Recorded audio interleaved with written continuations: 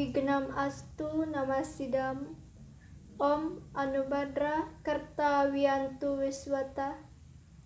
Semoga pikiran yang baik datang dari segala penjuru. Yang saya hormati Ibu Dr. Randa Niketut Somanasi, MPhilH selaku dosen pengampu mata kuliah psikologi sosial, dan teman-teman yang saya banggakan. Marilah kita haturkan hangayu bahagia kehadapan Ida Sang Hyang Widiwasa, di mana atas asung kerta waranugrahanya kita diberikan kesehatan sehingga pada kesempatan ini saya mampu mempresentasikan tugas yang telah diberikan, di mana yang bertujuan untuk memenuhi ujian akhir semester. Sebelum saya mempresentasikan tugas ini, saya akan memperkenalkan diri terlebih dahulu. Perkenalkan, nama saya Ayu Sri Kandi. Saya perwakilan dari Program Studi Penerangan Agama Hindu semester 5. Untuk mengefisienkan waktu, saya langsung saja mempresentasikan tugas yang telah diberikan.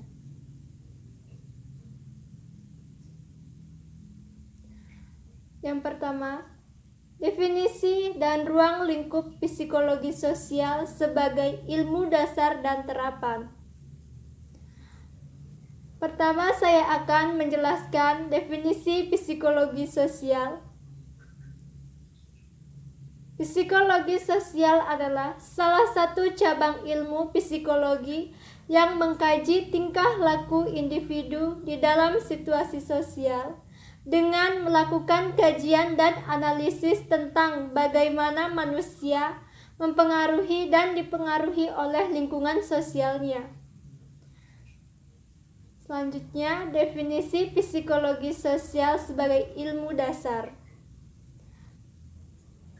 Psikologi sosial sebagai ilmu dasar merupakan sebuah disiplin ilmu yang mempelajari mental dan perilaku secara ilmiah.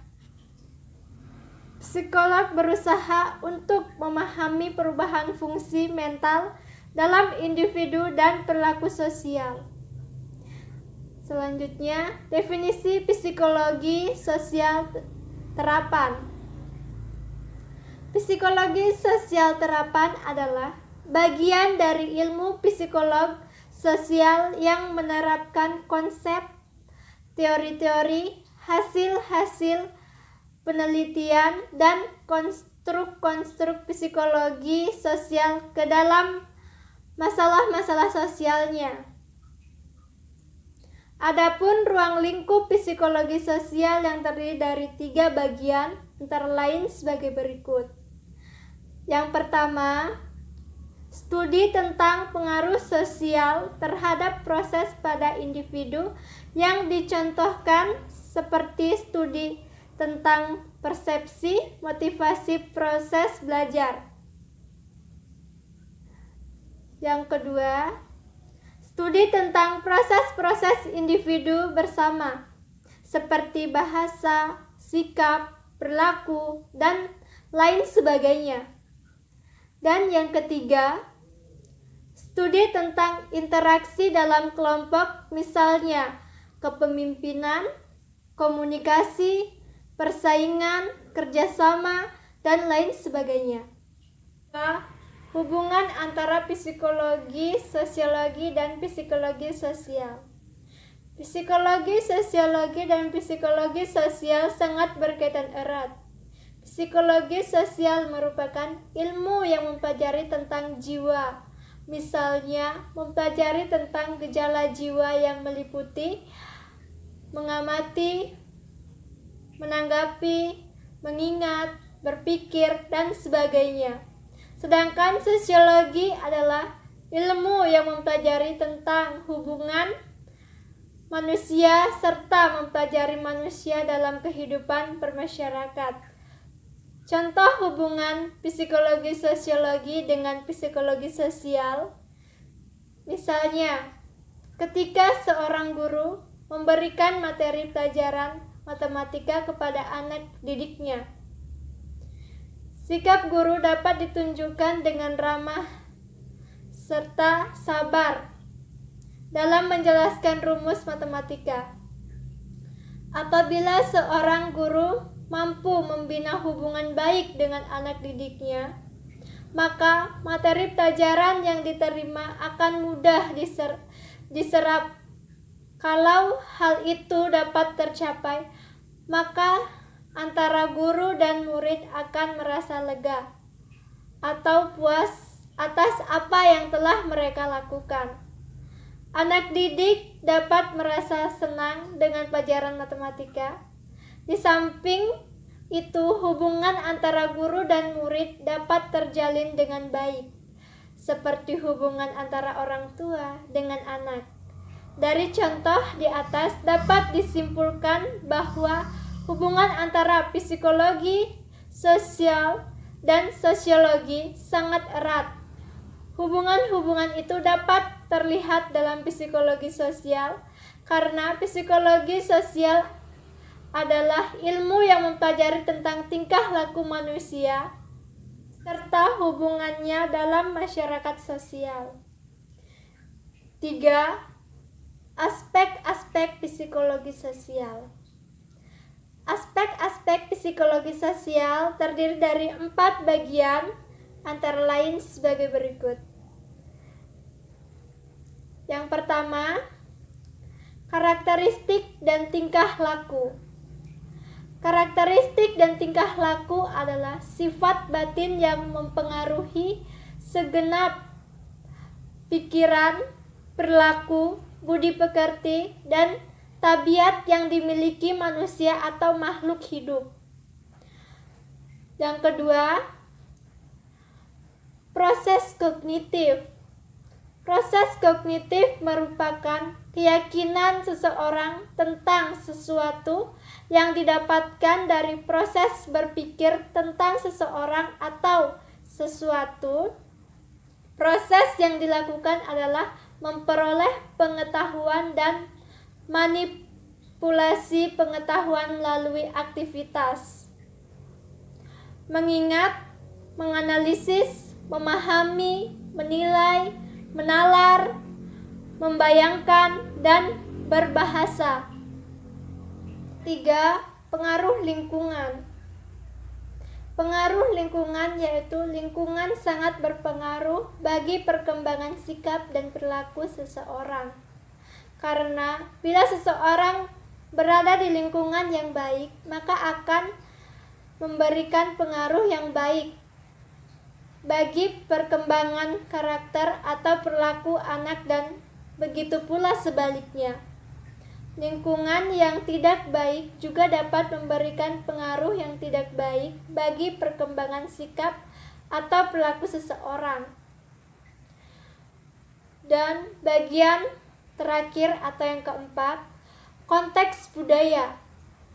Konteks budaya merupakan keseluruhan budaya atau situasi non-linguistis tempat sebuah komunikasi terjadi antara individu dengan individu yang lainnya. 4.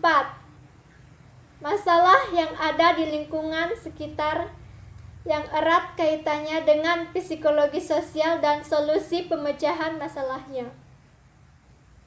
4. Masalah yang ada di lingkungan sekitar yang erat kaitannya dengan psikologi sosial dan solusi pemecahan masalahnya.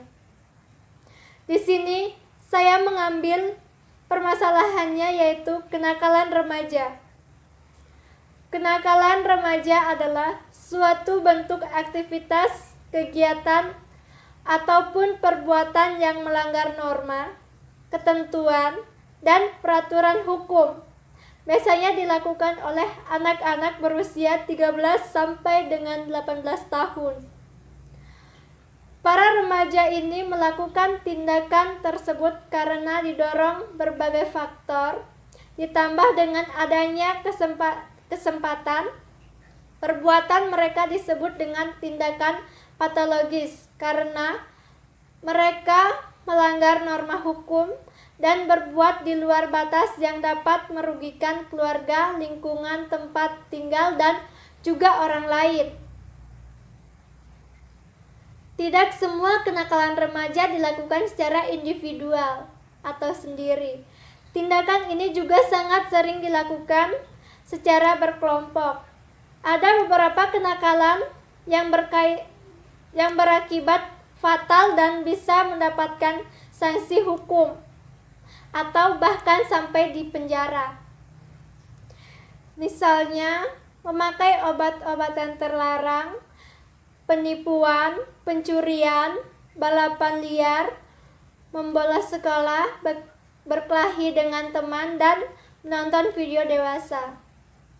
Masalah sosial kenakalan remaja bisa terjadi karena banyak hal, misalnya seperti kurangnya perhatian orang tua, buruknya lingkungan pergaulan, hingga asupan konten yang belum bisa ditelan mentah-mentah oleh remaja.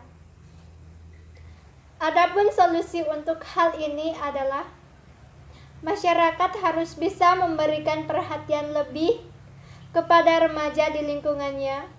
Selain itu, orang tua juga harus berperan aktif untuk menjaga moral dari sang anak, serta berikan kasih sayang, perhatian yang cukup untuk anak, apalagi ketika mereka memasuki usia pubertasi saat mencari jati dirinya sendiri.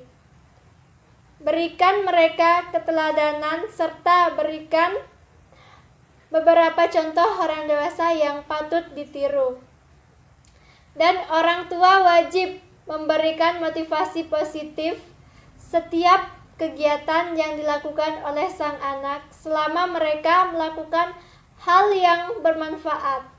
Jangan pernah membatasi kreativitas anak sehingga mereka tidak terlalu terbebani dengan tuntutan dari orang tua, serta berikan sanksi jika memang dibutuhkan untuk efek jera ketika melakukan kesalahan. Dan institusi pendidikan juga bisa memberikan dorongan untuk remaja melakukan berbagai kegiatan positif agar tidak terlibat kenakalan remaja. Mungkin cukup sekian yang bisa saya presentasikan dari tugas yang diberikan. Jika ada kesalahan dari apa yang telah saya sampaikan, mohon dimaafkan, mengingat kita hanya sebagai manusia biasa yang tidak pernah luput dari kesalahan. Dan saya akhiri dengan Pramasanti. Om Santi, Santi, Santi, Om.